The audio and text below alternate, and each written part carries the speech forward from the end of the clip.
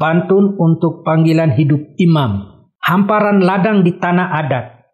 Padi dan jagung dimusuhi hama dan kera. Calon imam berdoa kuat, anugerah langit tidak sirna. Ini pesannya dari masuk. Pondok di ladang beratapkan ilalang. Cakep. Bara api di tungku bisa menyala. Cakep. Manusia siapapun tak kehilangan belang. Sosok imam pun manusia biasa. Masih ada lagi? Biji padi yang bernas bagai intan permata. Cakep. Ketika ditanak aroma tak tergerus. Cakep. Imam yang arif dan saleh beraura cahaya. Pantaslah disebut alter Kristus.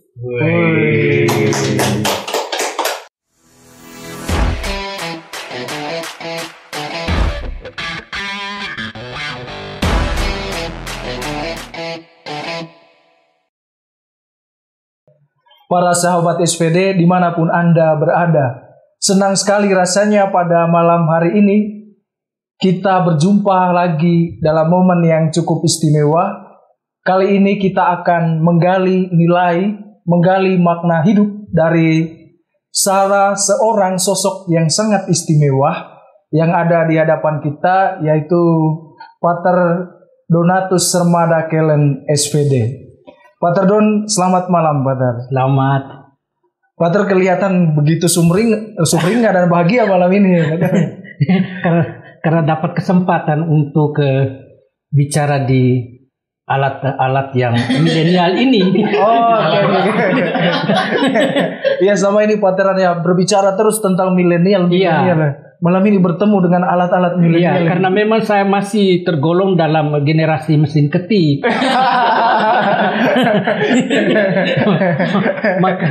maka saya harus mengakui kamu tentu lebih pintar dari saya dalam hubungan dengan alat-alat digital ini.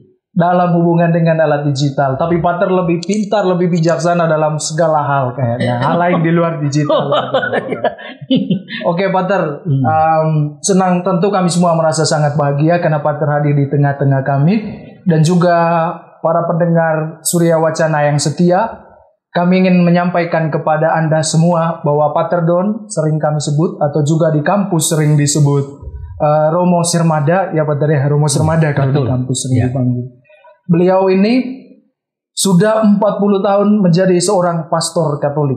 Sudah 40 tahun menjadi seorang imam. Dan keseharian berkecimpung sebagai seorang dosen yang mengajar mata kuliah filsafat, Pater ya, di Sekolah Tinggi Filsafat Teologi Widya Sasana. Beliau sebetulnya juga tidak hanya mengajar di STFT Widya Sasana, sebelum-sebelumnya juga mengajar di IFTK Ledalero, juga di Institut Pastoral Indonesia.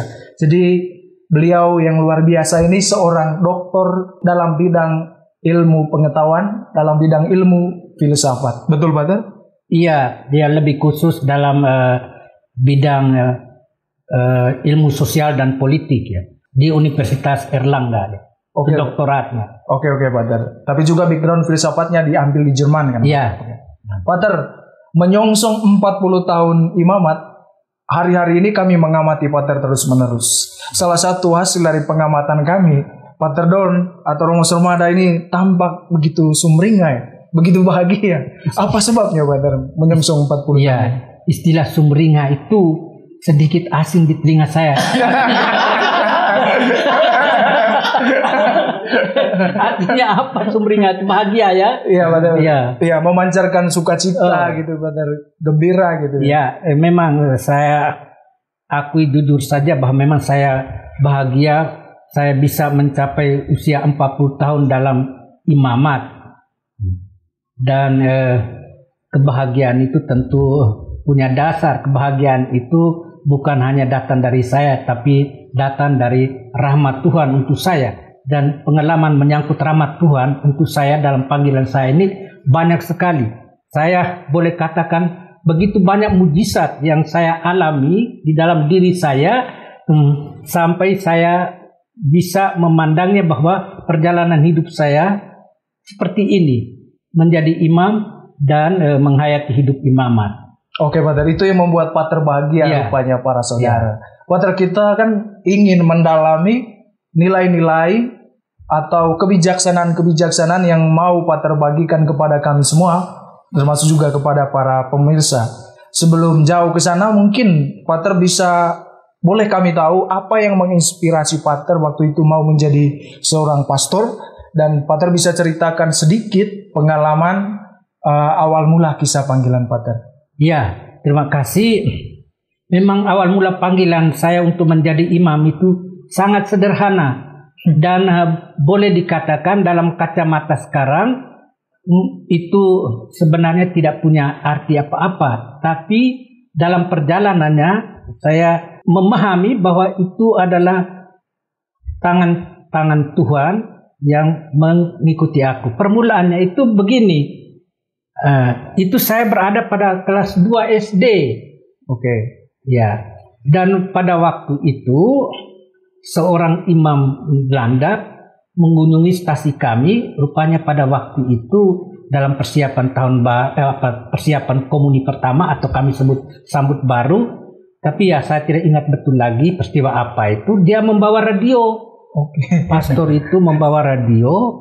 Lalu kan kita anak kecil pada waktu itu kelas 2 SD, jadi belum terlalu banyak. Jadi kita kan anak desa, saya anak desa, lahir di desa, itu dapat ingin tahu, kok di mana ini orang yang bicara ini? Karena bunyi suara itu kan bertanya, lihat di belakang, tidak ada manusia. Tidak ada manusia. Tiba-tiba pastornya datang dan rupanya dia langsung tanya pada saya, engkau mau jadi imam? Saya tidak berjawab, kan saya juga tidak mengerti waktu itu. Jadi lepas begitu saja ya. Lalu lama kelamaan ketika kelas 4 atau 5 SD itu terdapat begitu banyak anak seminari yang datang dari desa kami. Ya. Oke. Waktu itu begitu banyak, dan salah satunya itu berteman dengan saya. Dia lebih dulu angkatannya, kalau saya tidak salah angkatannya seperti Pater Daniel, 2 tahun di atas saya. Dan dia itu ya selalu mengajak saya, engkau masuk seminari saja. Dia sudah lebih dahulu masuk seminari, diterima di seminari. Akhirnya saya juga memang rindu. Saya ada rasa, rupanya ini cocok untuk saya. Jadi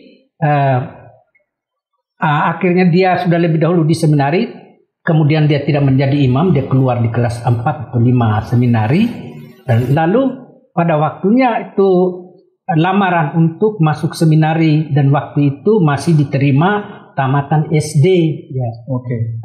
Jadi saya setelah menamatkan SD kelas 6 di desa saya, SDK ya, di sana tidak ada namanya itu di Flores pada waktu itu tahun 60-an itu tidak ada SDN. Selalu kalau disebut SD itu berarti SDK karena tidak ada aliran lain, tidak ada Islam, tidak ada Protestan, Tuhan semuanya Katolik di desa itu.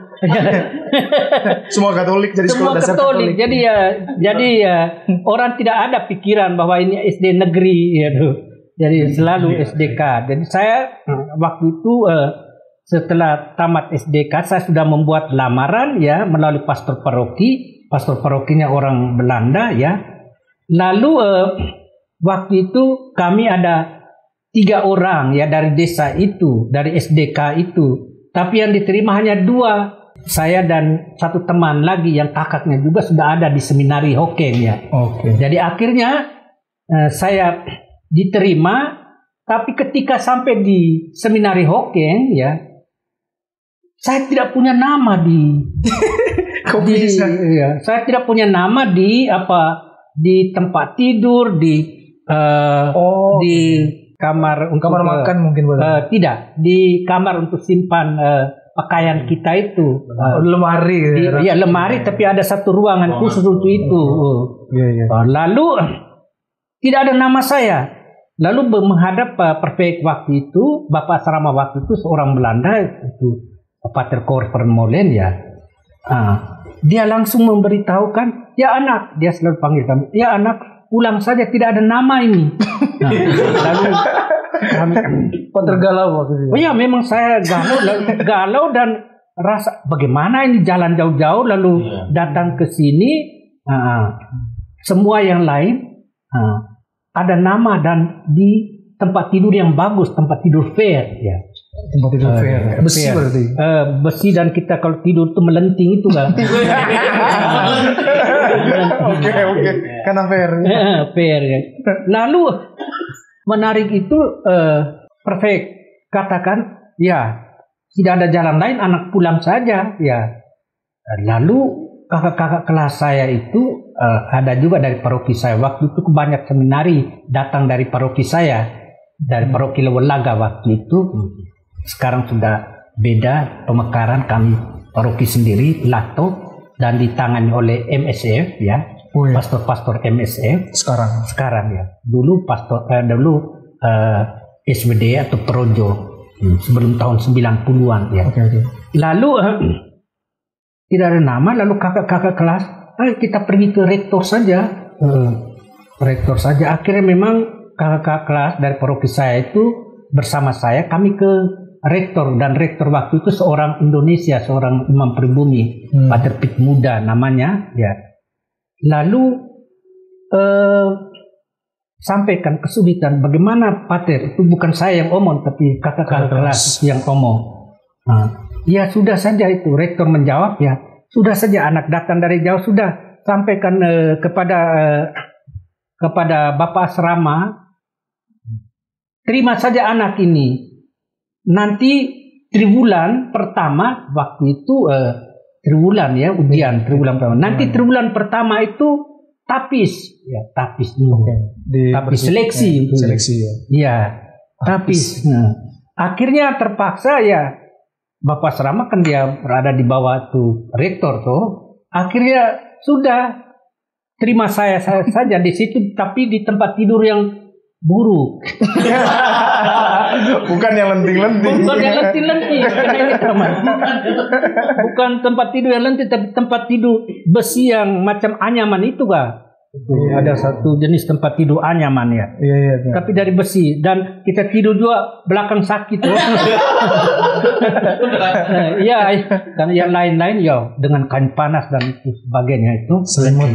Jadi akhirnya saya diterima, dan kami waktu itu kelas 1 AB 84 orang. Luar biasa banyak, Saudara. 84 orang dibagi AB menurut abjad. Jadi saya termasuk karena bagian belakang sermada itu. Mereka waktu itu, saya pertama tidak senang bahwa mereka panggil saya sermada waktu itu, karena selalu panggil Natus. Lebih keren daripada Paternatus. Lalu sampai di seminari itu mereka panggil saya sermada. Sudah saja. Jadi kami akhirnya kelas 1 AB 84 dan datang itu ujian triwulan ujian triwulan. Apa yang terjadi? Triwulan pertama itu ada 34 atau 35 anak yang harus gulung tikar dan pulang rumah karena tidak lulus bahasa Latin. Saya lulus bahasa Latin. Hebat. Luar biasa. Jadi itu permulaan, dan ada pengalaman semacam ini dalam perjalanan panggilan saya itu banyak sekali. Jadi saya boleh katakan bahwa saya, kalau dari sisi manusia mungkin saya tidak layak ya. Tapi selalu ada tanda heran yang menyelamatkan saya dan menunjukkan bahwa ini pasti saya dipanggil. Jadi itu pengalaman awal. Iya, pengalaman awal itu ya. Dari mendengarkan radio dan perjumpaan dengan seorang seminaris tadi. Ya, lalu kemudian pengalaman pertama di SMP Seminari San Domingo Hokeng, pengalaman pertama ketika masuk. Ditolak, tetapi ada jalan lain. Rektor yang menyelamatkan saya. Itu makanya Pater menulis di refleksi itu penyelenggaraan ilahi. Iya, memang itu selalu betul. Kamu sudah baca itu. Sebelum tanya harus baca dulu, Badar. Sebelum tanya harus baca dulu. Badar, kita lanjut ke pertanyaan berikut. Pater sudah 40 tahun menjadi seorang imam. Pater pernah menjadi seorang misionaris tahun 1984 di Filipina, juga sampai tahun 1989. Lalu sampai sekarang ini sudah 40 tahun menjadi seorang imam. Apa artinya imamat bagi seorang Pater Donatus Hermada? Saya merumuskan pengalaman imamat saya dalam 2 kata ini. Sebagai seorang imam Katolik, saya itu the man for God and the man for others. Tentu pertama itu melalui perjalanan imamat ini ingin mengabdikan diri saya seluruhnya untuk kepentingan Tuhan yang menjadi penyelenggara hidup saya, dan sekaligus juga untuk kepentingan sesama. Dan untuk kepentingan sesama itu prinsip saya itu saya ingin berbuat baik dan melayani orang lain demi kebahagiaan mereka, bukan demi kebahagiaan saya. Tapi setiap kali saya usahakan untuk berjumpa dengan orang lain, saya berusaha sedapat mungkin untuk membawa kebaikan dan keselamatan demi kebahagiaan dan keselamatan orang lain. Itu tujuan imamat saya, dan itu sedikit prinsip hidup dalam menghayati imamat saya. Oke, Badar, untuk kebahagiaan orang lain kami sudah rasakan, Badar. Kalau Pater beri kami nilai, ya enggak parah-parah amat ya, kami bahagia. Filsafat berat ya. Filsafat berat, tapi Pater kasih kami nilai ya enggak tinggi-tinggi amat kadang-kadang, tapi membuat kami bahagia dengan itu. Pater, pasti kita lanjut, Pater ya? Lanjut. Pasti sudah ada banyak pengalaman yang berkesan tentunya selama Pater menjadi seorang pastor. Bisa Pater ceritakan paling tidak satu yang sangat berkesan itu? Dan apa yang membuat pengalaman itu menjadi sangat berkesan bagi Pater? Yang sangat berkesan pada saya itu ketika saya menghadapi krisis hidup, antara saya hidup atau mati, saya selalu mendapat penyelamatan. Oke, betul. Dan itulah yang membuat saya kuat bahwa Tuhan itu menjaga saya. Ada banyak peristiwa yang sebetulnya dari kacamata manusia saya pasti mati. Contoh yang paling konkret itu ketika saya di Manila, berada di kota Manila, dan waktu itu saya mengurus pembaharuan paspor saya. Tahun berapa itu? Tahun 87 kalau saya tidak salah, sesudah revolusi Filipina, People Power. Dan waktu itu 5 hari sebelum itu, hari tanggalnya saya sudah lupa. 5 hari sebelumnya itu demo besar-besaran orang-orang Islam di kedutaan besar Amerika di Manila, karena Amerika menyerang 2 kota besar di Libya. 2 kota besar Libya. Jadi demo besar-besar, dan pada waktu itu saya ke Manila dan tinggal di salah satu komunitas Catholic Trade namanya. Lalu waktu itu ada permainan bulu tangkis di komunitas yang lain, di Christ the King. Jadi jalan dari Catholic Trade dari komunitas satu ke Christ the King itu pakai jeepney atau pakai kendaraan umum Jadi saya waktu itu hanya pakaian sport di badan. Untuk olahraga. Celana panjang atau pendek? Masih celana panjang waktu itu.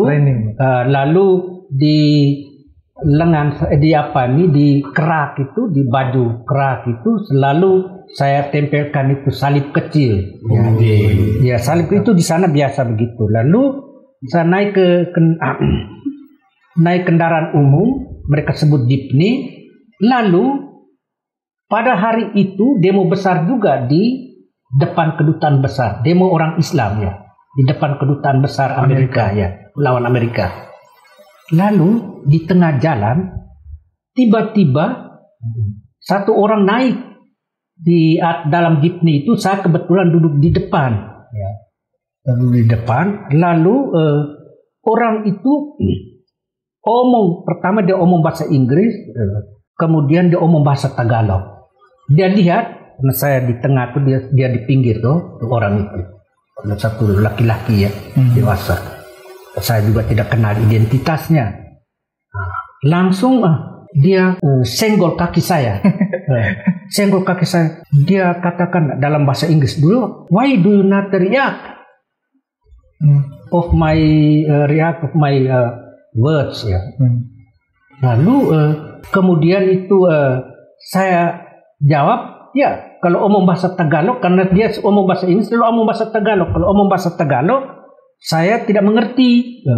Langsung ketika saya katakan saya tidak mengerti kalau kamu omong bahasa Tagalog. Kalau kamu omong bahasa Visayan, oke, kita bisa omong bahasa Visayan. Iya. Okay. Ketika itu langsung dia katakan saudara mata-mata Moro. Front pembebasan itu ada MLF, Moro Liberation Front di Mindanao.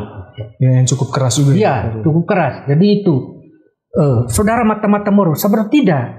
Saya seorang imam Katolik, bukan orang Filipina. Dia waktu dia katakan saudara Pinoy atau orang Filipina. Tapi saya katakan tidak, saya bukan orang Filipina, saya orang Indonesia. Langsung dia cap saya, kamu mata-mata Moro. Ya. Lalu saya katakan tidak, saya seorang imam Katolik dari Indonesia. Tidak, kamu mata-mata Moro. Buktikan bahwa kamu seorang imam Katolik.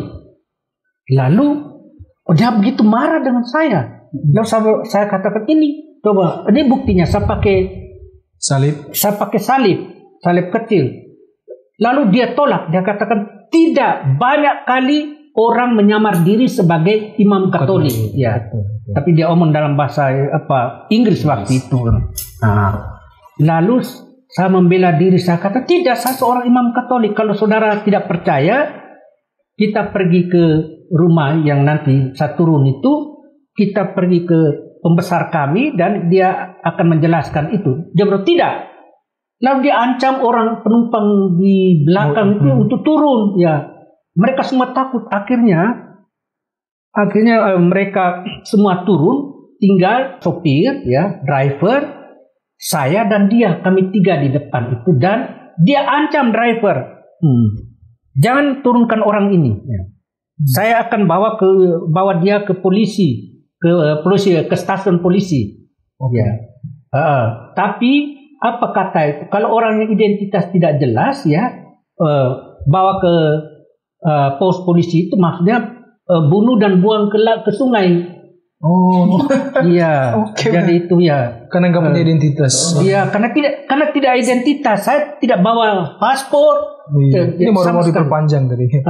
Tidak bawa paspor yang mau diperpanjang itu, tapi pergi untuk tujuan main bulu tangkis ya.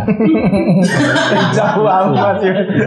Tiba-tiba dihadapkan dengan itu, lalu yang membuat saya panik itu ketika lewat rumah kami, Christ the King, dia tidak izinkan saya turun. Ya.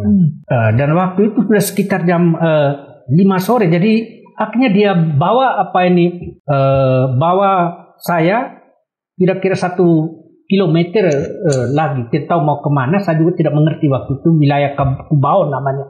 Ya. Lalu saya itu di dalam hati, karena dalam keadaan panik, saya di dalam saku saya selalu ada rosario, di mana-mana itu selalu ada. Meskipun saya main badminton, ingin main badminton, tetapi saya selalu bawa rosario di saku saya. Lalu kemudian itu saya raba rosario itu. Rosario atau kontas? Iya, raba rosario itu, dan saya berdoa sedikit. Bagaimana ini, saya juga tidak tahu jalan keluarnya bagaimana. Nah, sesudah itu kira-kira itu di 1 kilometer dari Christ the King di wilayah Cubao, saya ingat bahwa di dalam dompet saya itu ada satu resident certificate. Semacam itu sertifikat untuk tempat tinggal. Tempat tinggal. Mereka sebut tuh bahasa Visayan sebut sidola. Lalu saya tunjuk dia, ini resident certificate saya. Lalu dia lihat, dia baca, memang ini tidak ada foto. Ya, tidak ada foto. Dia lihat Catholic priest from Indonesia. Sesudah itu dia lihat itu, dia tendang kaki saya. Ketika dia tendang kaki saya itu, saya berontak dan lari. Pater menyelamatkan diri. Iya. Lari. Saya lari. Sudah sore, lalu sedikit panik ya. Saya terus ambil taksi ke Christ the King. Waktu itu Daniel Moa juga ada waktu itu. Daniel Moa dan satu pastor lagi, Pater Franz Tena. Saya menghadap Franz Tena, saya ceritakan semua itu. Lalu dia katakan, Donatus, engkau itu dalam keadaan bahaya sebenarnya. Ini Rosario, engkau pergi ke patung Bunda Maria, doa di sana untuk bertanda syukur, bersyukur bahwa engkau selamat. Akhirnya saya ikut itu, saya selalu ke patung Bunda Maria, doa di situ, ucap syukur. Lalu yang menariknya itu ketika pulang ke tempat kerja saya, uskup saya waktu itu seorang SPD, Uskup Miguel Sinches di Surigao, di Mindanao. Saya cerita itu, uskup itu langsung beri reaksi, Donatus, Tuhan Allah masih sayang engkau itu. Iya, Pater betul masih sayang. Saya bayangkan ketika Pater lari gitu ya. Untung nggak terlalu tinggi dan nggak terlalu gemuk waktu itu badan. Karena bisa melarikan diri dari itu ya. Bisa saja. Jadi itu tadi menyangkut pengalaman yang mengesankan, yang paling mengesankan. Pasti ada banyak tadi yang sangat mengesankan. Ada juga yang sangat membahagiakan, Pater. Yang paling satu hal yang bikin Pater bahagia? Bahagia itu bahwa sebagai pastor paroki saya sendiri, saya disayangi umat ya. Di sana. Tapi itu hanya sekali aja Pater jadi pastor paroki ya? Iya, karena waktu itu pastor orang Polandia itu harus keluar dari tempat itu dan tidak ada pastor lain dan saya mau ke tempat itu. Jadi saya bertugas sebagai pastor paroki yang membawahi 13 stasi di Mindanao itu. Di satu pulau yang dekat Mindanao. Pulau itu namanya Dinagat Island ya. Pulau Dinagat itu dekat Palung Filipina, pulau itu, dan pusat keuskupannya di daratan Mindanao, kota Surigao ya. Oke. Jadi Pater ya para saudara, Pater Don ini baru sekali menjadi pastor paroki. Iya. sejak ditabiskan pada tahun 1984. Iya. Karena sejak tahun 99 Pater menjadi dosen di STFT Widya Sasana. Iya, betul. Oke, Pater, itu menarik Pater ya. Bahagia meskipun hanya satu kali aja, nggak apa-apa. Baik Pater, ada nggak pengalaman yang pernah nggak Pater merasakan kesepian, kesendirian? Itu saya lihat itu bukan pengalaman kesepian, pengalaman tantangan ya. Kalau menyangkut 3 kaul itu. Itu memang itu pengalaman tantangan. Tapi pengalaman kesepian bahwa nanti tidak ada orang atau apa ya. Padahal saya itu lebih suka berdoa di tempat yang gelap ya. Itu saya suka dan selalu jalan-jalan seperti saya buat di sini. Jadi mungkin pengalaman itu kesepian. Sepi sekali kalau dalam hubungan dengan kegiatan pastoral. Sebab saya sebagai pastor paroki saya tidak terlalu tidak banyak karena banyak sekali umat di situ dari pihak apa saja dari baik dari laki-laki maupun dari perempuan. Saya ada katekis perempuan, kemudian tuh saya punya mereka tidak ada Paris Council, Dewan Paroki mereka tidak ada, tapi yang sangat berpengaruh itu para lay leaders ya, lay leaders pemimpin umat tanpa imam ya. Lalu kalau kesepian ketika saya di Jerman studi, tidak saya sibuk dengan belajar sehingga saya Pater sibuk belajar sehingga tidak sepi ya? Tidak. Oh, ini penting juga bagi kami ini. Berarti Pater adalah sosok yang bahagia berada bersama para kolpater di komunitas. Tapi jangan lupa bahwa itu bukan berarti bahwa tidak mendapat penolakan. Banyak sekali dapat penolakan. Tapi saya tidak merasa sepi. Ketika saya masuk di tanah Jerman, di komunitas SWD, ya. Mereka ragukan bahwa saya bisa belajar di Jerman. Orang yang datang dari desa lalu kemudian kerja di tempat-tempat terpencil lalu datang mau studi di universitas yang terkenal, Universitas Bonn itu kan itu para pemikir ada di situ. Lalu kemudian itu ada satu prefek Bapak Asrama tuh untuk frater-frater SWD, dia tahun 60-an ini dia justru profesor di Universitas Bonn, keluar ya boleh dikatakan kehilangan iman dan percaya kepada ilmu pengetahuan ya. Dia profesor di situ di bidang ilmu perbandingan agama, bidang studi yang saya ambil dan saya juga ikut seminarnya ya. Jadi tentu ini merupakan itu celaan juga kritik terhadap saya. Mengapa saya berani ambil itu? Ya. Jadi pertama itu memang saya bukan welcome, tidak welcome. Ya, ada semacam ditolak gitu. Iya. Pasti ada banyak juga. Iya, jadi pasti ada banyak juga seperti ini. Tetapi dalam perjalanan ya akhirnya mereka harus akui bahwa saya bisa. Akhirnya kan menyelesaikan. Iya. Dan kemudian Pater Don menjadi seorang pengajar filsafat ya untuk kami para mahasiswanya di STFT Widya Sasana dan juga di beberapa kampus lain. Pater, apa yang membuat Pater menjadi bahagia? Di mana Pater adalah seorang imam juga sebagai seorang pengajar filsafat. Yang membuat saya bahagia itu bahwa dua-duanya itu maksudnya status identitas ini ya, sebagai dosen dan imam ya, saya bisa jalankan dan kesempatan untuk itu saya temukan saja banyak. Jadi misalnya sebagai imam ya, saya itu merasa bahagia kalau kesempatan itu Natal Paskah itu asistensi di luar, asistensi di luar, dan di sana itu saya juga banyak kali sampaikan kepada umat ya, saya senang membuat asistensi di sini karena bukan hanya saya tuh bekerja atau menjalankan tugas saya sebagai imam, tapi saya juga menimba kekuatan dari iman umat ya.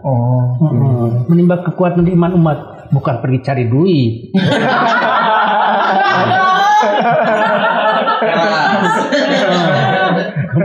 Iya. Kalau ngajar enggak menimba. Lalu yang itu sebagai imam. Sekarang sebagai dosen itu menurut saya kebahagiaan saya yang terbesar ya. Mengapa? Saya tidak ditentukan untuk menjadi dosen. Saya tahu bahwa itu memang penyelenggaraan Tuhan Allah untuk saya. Dan saya mendapat tempat di sini di STFT Widya Sasana. Mengapa? Ini ada cerita yang panjang. Jadi diringkas mungkin. Iya, saya ringkaskan saja. saya ringkaskan. Mungkin panjangnya lain kesempatan. Ya, saya mendapat kesempatan belajar di Jerman ya. Tetapi saya sendiri pada waktu itu ketika ditanya nanti setelah selesai belajar bekerja di mana? Saya tidak lamar untuk Provinsi Jawa. Kamu kan lihat di dalam petisi misioni saya toh? Iya, nggak ada Jawa ya. Tidak ada Jawa. Saya di sana itu petisi misionis yang pertama itu Filipina dan itu direstui. Yang kedua itu Togo. Filipina, Togo dan Bolivia. Iya. Semuanya luar negeri. Saya luar negeri dan saya memang bekerja itu. Iya. Bekerja sebagai misionaris. Tapi kemudian dapat kesempatan belajar, akhirnya mereka suruh saya ke sini dan suruh ke Jawa itu bukan untuk menjadi dosen di STFT.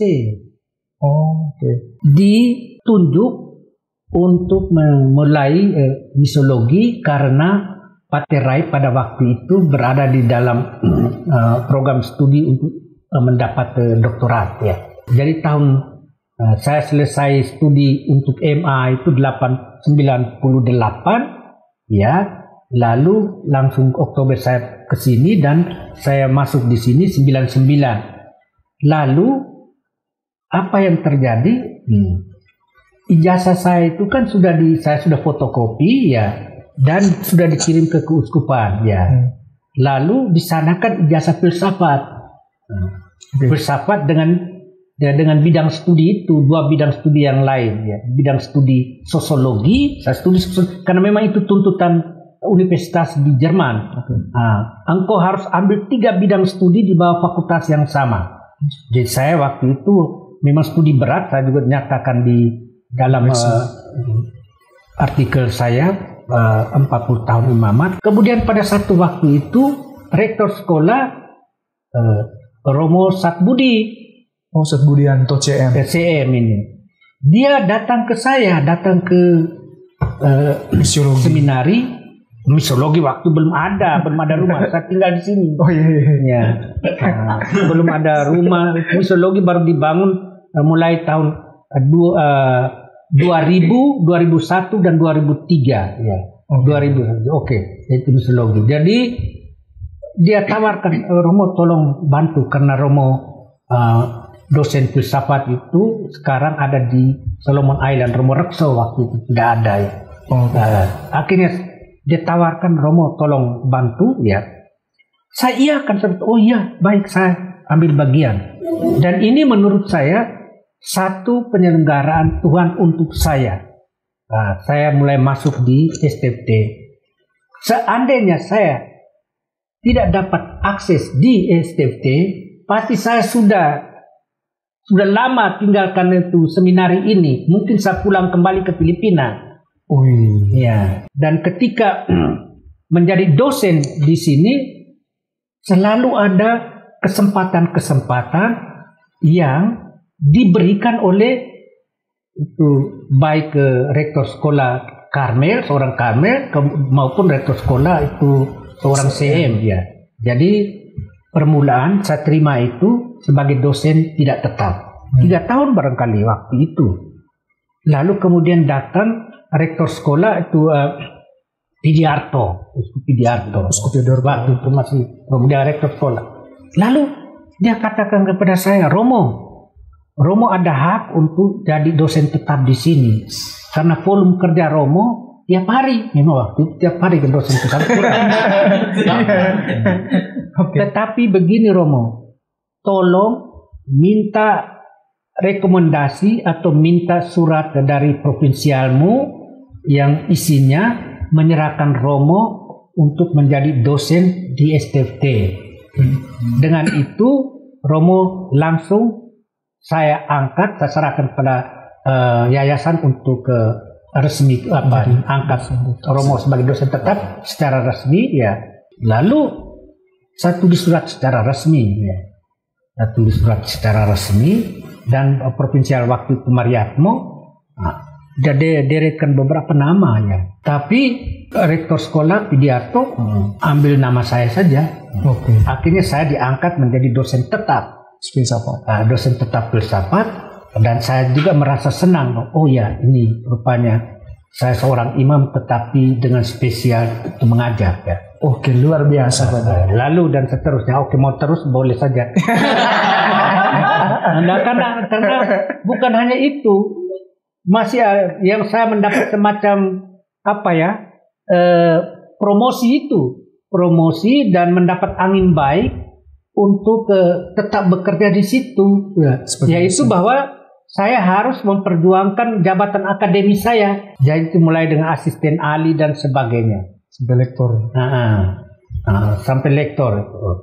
Lalu yang mempromosikan saya sesudah itu Romo Pidiarto, kemudian Romo Armada. Romo Armada minta saya, Romo tolong ambil doktorat ya supaya jabatan akademis bisa naik sampai lektor dan sebagainya. Jadi begitu, dan saya berusaha. Father, sebagai seorang pengajar filsafat, apa pentingnya filsafat bagi pendidikan calon imam? Menurut saya, kuliah filsafat untuk pendidikan calon imam itu satu hal yang sangat penting dan mendasar untuk seorang calon imam. Mengapa? Posisi filsafat itu kan mencari kebenaran, dan dalam mencari kebenaran engkau tidak boleh berpegang pada satu prinsip yang boleh dikatakan baku seperti dogma ataukah ajaran rumusan-rumusan iman ya. Engkau tidak boleh. Karena itu engkau bukan berfilsafat. Dan dengan mempelajari filsafat itu, kita dihadapkan dengan pandangan-pandangan yang berseberangan juga dengan iman Katolik. Ya. Dan di situ iman kita, iman seorang calon imam diuji, ditempa, dan dimurnikan. Nanti saya beri contoh menyangkut bagaimana saya juga mengalami tantangan besar ketika belajar filsafat di Bonn. Ceritakan saja, Brother. Ya, saya sendiri harus mengakui bahwa beruntunglah saya tinggal di komunitas biara SBD. Dan di komunitas biara itu tentu ada ritme, ada doa dan kerja, studi. Seandainya saya tinggal di luar, mungkin saya juga murtad. Mungkin Pater sudah murtad. Iya. Karena belajar filsafat. Dan di sana begitu banyak profesor yang ateistis ya, dan sangat tajam mengkritik gereja Katolik ya. Gereja Katolik terutama ajaran-ajaran iman Katolik. Saya cerita satu contoh ini. Ya. Rektor di komunitas San Agustin, komunitas SD itu marah dengan saya karena begini, ada satu profesor yang menawarkan dalam semester itu filsafat agama, dan itu kan menjadi perhatian saya. Saya senang, jadi saya harus mengambil seminar yang dia pimpin dalam hubungan dengan tema filsafat agama. Untuk menyelesaikan seminar itu kita bisa mendapat nilai dengan maksud supaya dengan nilai itu kita berhak untuk masuk ke jenjang yang lebih tinggi. Jadi saya harus mengikuti seminar itu dan berjuang untuk mendapat nilai dari seminar itu. Profesor ini kan ketika saya secara pribadi bertemu dengan dia untuk meminta supaya saya ikut dalam seminarnya dan ikut mendapat nilai ya dari situ. Dia kan tentu kaget, ini seorang asing. Pasti dia secara diam-diam dia akan cari tahu siapa orang ini. Itu tidak mungkin seorang profesor mereka selalu begitu, apalagi engkau kulit lain daripada orang Jerman, jadi tentu dengan sendirinya siapa orang ini dan mengapa dia berminat terhadap ini. Dan dia tahu apa yang terjadi. Oke, saudara bisa mengikuti seminar saya beri buku ini untuk saudara. Ketika introduksi permulaan saja saya sudah digoncangkan oleh pemikiran beliau, digoncangkan. Iman saya digoncangkan oleh pandangan beliau. Iya, profesor itu mengatakan begini, untuk apa orang berteologi di dunia timur, di kebudayaan timur, kebudayaan Asia, untuk apa? Itu sebenarnya ketika Anda berteologi di dunia timur, Anda sebenarnya melakukan ekspansi ideologis, satu bentuk penjajahan ideologis terhadap kebudayaan timur. Itu sangat mengganggu saya. Sangat mengganggu saya.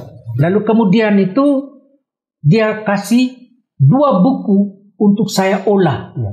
Saya cari bukunya dan saya dapat ya. Itu 2 buku itu juga itu dalam tulisan huruf Jerman, tulisan huruf Jerman kuno ya. Jadi saya juga setengah mati untuk baca itu. Tapi ya akhirnya saya berhasil juga. Tapi apa isi dari buku itu? Isi dari buku itu tentang filsafat timur menyangkut Buddhisme, Taoisme, Konfusianisme, Hinduisme dan sebagainya itu yang menantang dan mengeritik ajaran-ajaran iman Katolik.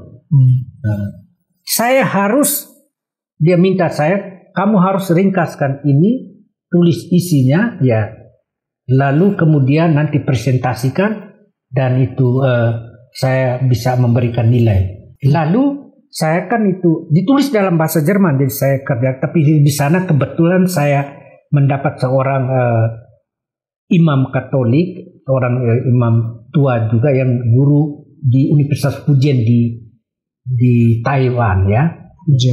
Dia orang Jerman ya. Dia bagian ilmu bahasa juga. SPD ya.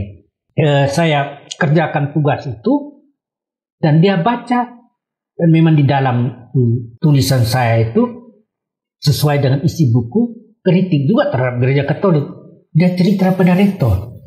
Oh, itu yang membuat rektor marah tadi. Iya. Rektor marah pada saya. Kamu tidak ada dosen lain, rektor berkata kepada saya. Kamu tidak ada dosen dan profesor lain. Lalu saya memang tidak ada, saya tidak melawan juga, saya diam saja. Ya, karena saya tidak punya argumentasi. Kamu rektor tahu profesor itu? Tidak.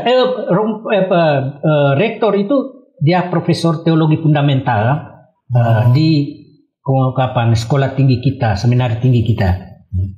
Dia tahu orang itu, dan dia sendiri mengatakan profesor itu kan profesor seorang ateis dari wilayah yang sama dengan dia, dari daerah Sarlang. Jadi pada poin mana Pater sampai kehilangan iman? Kehilangan iman karena kita sudah digodok dari dalam, digodok dalam spiritualitas kita, ya, bahwa beberapa prinsip seperti itu, seperti tadi disebut teologi, ya. Bagaimana bisa dia katakan bahwa itu satu bentuk penjajahan ideologis? Ya. Itu berarti bahwa kita sampai sekarang belajar teologi itu, ya, artinya kita semacam dijajah atau juga ditempa untuk membawa ajaran-ajaran teologi seperti itu, ajaran-ajaran iman seperti itu ke kebudayaan-kebudayaan lain yang berseberangan dengan iman kita. Ya. Dan dia menyebut salah satu pokok yang membuat saya terganggu itu bahwa filsafat Timur, ya, sama sekali tidak berurusan dengan theos, dengan Tuhan. Iya. Theos. Iya. Sama sekali tidak berurusan dengan Tuhan. Lalu untuk apa berteologi di sana? Itu yang sangat mengganggu. Dan itu hanya salah satu. Ada banyak lagi di ilmu perbandingan agama. Banyak lagi yang sangat mengganggu. Sehingga saya bisa mengerti mengapa mantan imam SWD itu yang sebetulnya bapak asrama perfect untuk frater-frater SWD, tiba-tiba tahun 60-an tuh dia keluar. Oke, artinya benar bahwa belajar filsafat itu bisa belajar filsafat bisa membuat orang murtad, bisa membuat orang ragu-ragu, tetapi juga bisa membuat orang begitu dalam spiritualitasnya. Ya. Contoh saja, filsafat Heidegger, ya, itu kan Karl Rahner yang mencoba menteologisirnya, dan terkenal. Lalu contoh saja, kita punya satu rekan imam rekan imam SBD, tapi dia keluar dan sekarang sudah mati juga itu, Vincent Julasa. Dia berteologi terhadap filsafat Habermas. Jürgen Habermas. Filsafat Habermas kan itu Marxisme.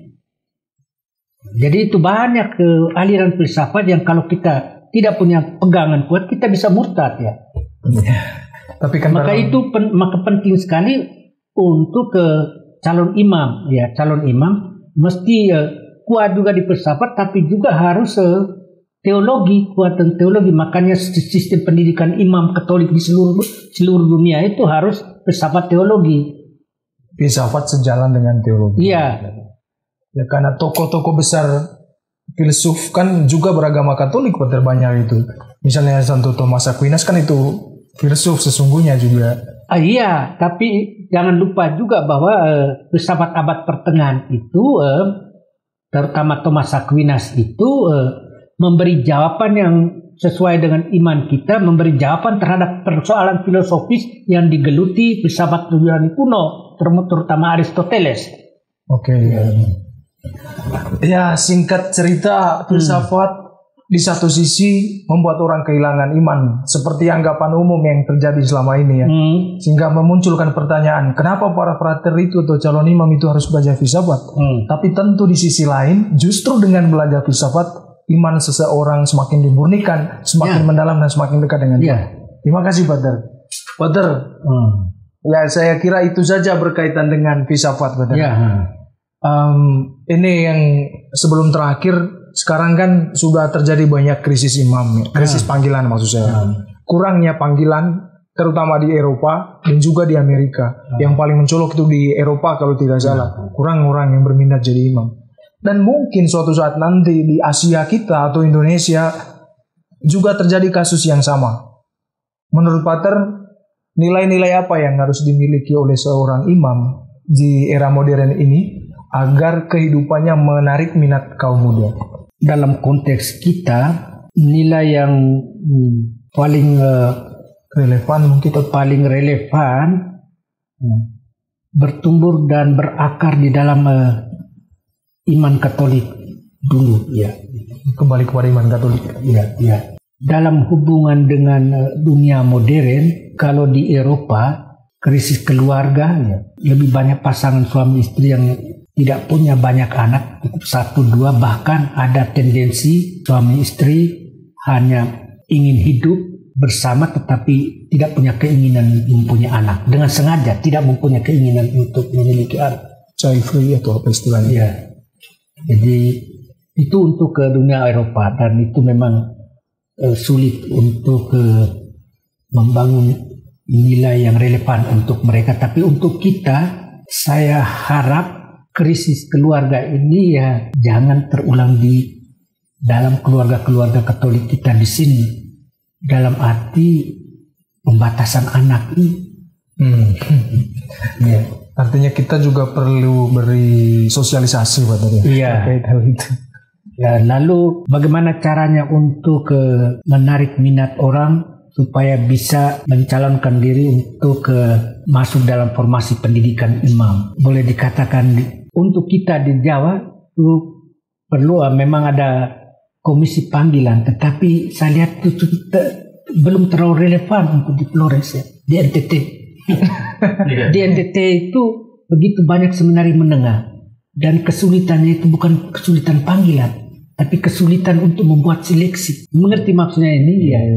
Sehingga saya tidak tahu bahwa apakah ada krisis panggilan di sana, mungkin belum waktunya. Tapi untuk sementara saya lihat bukan krisis panggilan, tapi kelebihan panggilan. Ya. Di sana struktur seminari menengahnya sudah terbangun sejak dulu. Berapa memang, dan sekarang lebih lagi itu di Flores dulu pada generasi saya kan hanya seminari Kisol, seminari Mataloko dan seminari Hokeng, dan di timur seminari Lalian itu. Tapi sekarang seminari menengah banyak, bukan hanya di dua tempat, di Labuan Bajo juga ada. Lalu Momere juga ya. Sumba juga. Jadi itu. Jadi pasti untuk NTT yang mayoritas orang Kristen, terutama di pulau-pulau yang mayoritas Katolik, ya, panggilan untuk sementara kita belum masih ada subur, krisis. Masih subur panggilan. Iya. Pater, yang terakhir Pater. Apa pesan Pater untuk kami para calon imam Katolik atau untuk para mahasiswa Pater di kampus? Untuk calon imam Katolik, kami yang ada di sini mungkin khususnya calon imam SWD, saya sendiri memberi pesan, pertama-tama orang harus merasa diri dipanggil. Merasa diri dipanggil. Ada pengalaman religius terhadap panggilan itu. Sesudah itu bila merasa diri dipanggil, dalam perjalanan formasi menguji itu. Sebab begini, rahmat Tuhan untuk panggilan itu diturunkan dengan berbagai macam cara yang seringkali kita tidak bisa jangkau. Contoh saja ya, engkau ingin jadi imam, tetapi banyak pihak tidak setuju bahwa engkau jadi imam. Pasti engkau tidak bisa. Lalu banyak orang berkeberatan terhadap engkau untuk menjadi imam, tapi niatmu itu kuat sekali untuk menjadi imam. Lalu ternyata di dalam perjalanan itu Tuhan menggerakkan cara-cara lain yang membuat engkau berjalan terus. Jadi itu, biarpun orang lain tidak mau, tapi engkau mau dan merasa bahwa Tuhan memanggil engkau, pasti jalan terus. Di pihak lain, engkau mau tetapi orang lain melihat bahwa engkau tidak layak, bisa juga terjadi begitu. Jadi kita sebenarnya dalam perjalanan panggilan ini untuk calon imam SWD, ya, kita bergantung saja pada rahmat Tuhan juga untuk kita, dan kita coba menjernihkan itu dalam perjalanan panggilan itu. Kalau dan itu dengan cara ya mengikuti semua tuntutan-tuntutan itu, ya kami dulu hanya 3 tuntutan, jadi ya tidak terlalu. Saya lihat sekarang terlalu banyak, tapi ya sudah itu soal lain. Kami dulu hanya 3 tuntutan itu, yaitu sapiensia ya, kepandaian ya, sanitas kesehatan, dan santitas kekudusan. Itu menyangkut watak kekudusan. Jadi kalau menyangkut watak ya, tiba-tiba itu orang pukul orang atau jatuh kandang, itu memang harus diusir cepat. Iya. Tapi kalau umpamanya itu juga untuk formator ya, orang malas ke gereja atau mengantuk, lalu ditulis D, itu menurut saya itu tidak tepat ya. Orang tulis D atau tanda tanya itu kalau kasus besar pukul orang itu. Tapi ya di sini sekarang sudah berapa tuntutan itu banyak sekali. 7. Lalu kemudian menyangkut sanitas ya, kesehatan ya. Kalau ada penyakit bawaan yang itu menghalang ya, itu memang otomatis tidak layak. Tapi hanya selesma saja ataukah hanya demam, itu ya tidak. Belum ada sih yang dikeluarkan gara-gara demam. Ya, itu tidak ya. Tapi satu yang menjadi persoalan itu yang namanya TBC hari yang menular itu. TBC. Atau ada jenis lain ya? Ada satu penyakit hepatitis B. Oh, hepatitis B ya. Itu memang baru sekarang menjadi halangan. Lalu menyangkut kepandaian, ini yang saya juga cukup khawatir ya. Seleksi melalui kepandaian akademis ini sekarang mulai melemah karena semuanya lulus ya. Kalau engkau bisa uji ulang dalam semester itu, jangan tunggu. Sekarang kan tentu begitu. Sehingga ya saya tidak tahu apakah seleksi melalui kemampuan akademis ini masih dipegang teguh atau bagaimana. Saya tidak tahu. Memang di SPD IPK 2,75. Ya. Tetapi ya jalan saja. Dan satu lagi ini pesan ya, jangan lupa bangunkan kehidupan spiritual yang bersifat pribadi. Pentingnya deposit khusus yang menjadi milik masing-masing calon ya. Kalau itu ada ditambah dengan penghayatan tuntutan-tuntutan umum ya, itu saya kira oke-oke saja dan pasti Tuhan akan memberi jalan. Tapi ingat, bila Tuhan tidak memanggil engkau, biar engkau baik bagaimana, pada satu banyak sekali itu pengalaman kami. Saya juga dewan rumah beberapa kali ya. Itu orang begitu baik, tiba-tiba ada skandal. Jadi itu akhirnya kebenaran terungkap. Iya. Jadi kita bersandar saja pada rahmat Tuhan dan usaha kita. Kalau kita ada niat ya oke. Begitu Bapak nasihatnya luar biasa. Berarti yang penting tadi yang saya garis bawahi, perlu adanya spiritualitas pribadi ya, deposit pribadi yang mendalam. Dan tampaknya itu yang membuat Pater Don hingga saat ini setia 40 tahun imamat karena punya deposit pribadi yang cukup tinggi dan mendalam. Gitu Bapak. Tadi belum disebut tantangan itu, tapi ya sudahlah, tidak usah lagi tantangan menyangkut 3 kaul itu ya juga itu. Kalau kita tidak punya spiritualitas pribadi ya kita gampang sekali jatuh. Iya betul. Intinya ada di spiritualitas pribadi itu selain doa bersama segala macam deposit. Ya betul. Ya. Baik Pater, terima kasih. Kayaknya waktunya udah cukup lama. Tapi menarik juga ya pembicaraan kita malam ini. Kami mendapat begitu banyak insight, pikiran, percikan, inspirasi-inspirasi baru dari Pater. Ya kalau saya menyimpulkan, Pater Don melihat bahwa di dalam hidupnya ada penyelenggaraan ilahi yang menuntun beliau sehingga bisa setia sampai sekarang ini. Deus Providebit, Allah yang menyelenggarakan. Kemudian Bazar filsafat sesungguhnya tidak membuat seorang kehilangan iman. Justru dia akan semakin beriman kepada Tuhan. Betul Pater? Ya. Sekali lagi selamat merayakan 40 tahun imamat. Terima kasih. Pater sehat selalu dan gembira selalu di sini. Berkah dalam Gusti.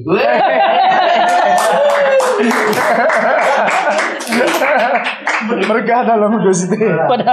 Padahal bahasa Jawanya tidak tahu. Bahasa Jawa tidak tahu apa-apa.